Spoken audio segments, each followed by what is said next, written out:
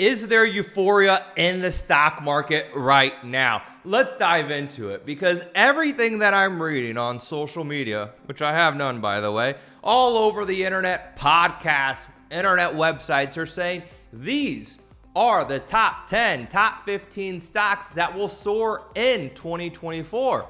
And I'm starting to think, hey, I like a few stocks. I just gave y'all a handful in the video last week, but is investor optimism getting a little too crazy right now? Could we see a pullback in the markets?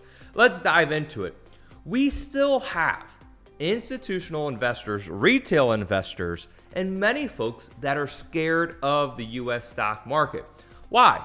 Well, just a couple months ago, we did see a correction. We did see lots of volatility this year. We've seen ups and downs, even though we have the Nasdaq rallying around 40% in 2023.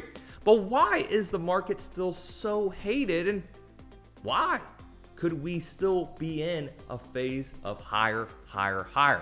Well, there's been about 7 stocks. I'm sure you've heard the Magnificent Seven. Your Netflix, your Teslas, your Nvidias, your AMDs, your Apples, your Microsoft, your Googles, your Amazons, and go on, that have held up this market, specifically the Nasdaq 100.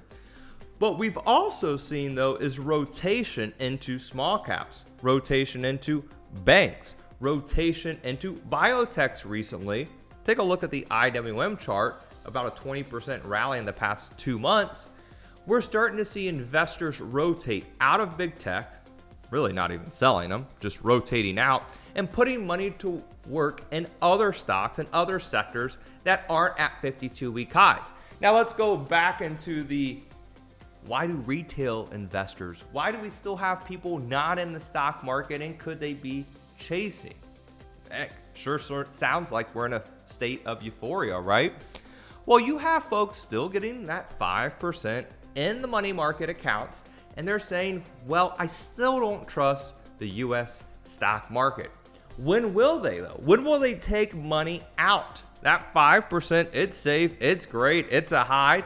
Hey, I love it. And put that money into stocks. Well, I think when you start having interest rates get cut, if that ever happens, and who knows, when that 5% goes down to, let's say, 4%, maybe 3%, people are going to start saying, whoa, I'm not getting that 5.5%, 5.25%. I'm going to put that money in the stock market. And what you're going to hear from the stock market media is 52-week highs, S&P new high, Dow at new highs, Nasdaq new highs. And therefore, they'll think it's safe. The stock market will once again be a safe place and people will pile in. When that happens, it's usually going to be a short-term top. It's usually going to be too late. So while the stock market does seem like it only goes up every day and there is a state of euphoria out there, I do think it can continue. If we start seeing declines, and that's a big if, 5, 10%, and the market handles it well and the dip gets bought, I think that's going to put confidence in the everyday investor and trader to start buying US equities again. Do I think it's going to be the top 7 stocks holding up the market in 2024? Kind of.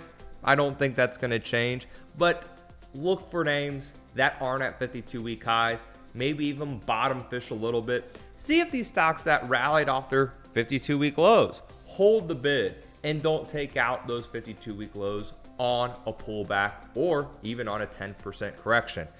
I know it's scary out there and you may feel like you're missing out. Trust me, I look at some stocks and I say, why don't I own Nvidia still?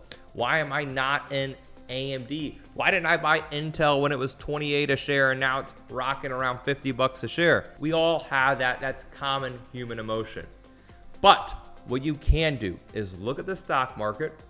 If the dips get bought, if we start having volatility and corrections, see how the market reacts to some volatility, and keep an eye on that VIX. If it gets sub 10, look out below, because we have been in a tight volatility range recently.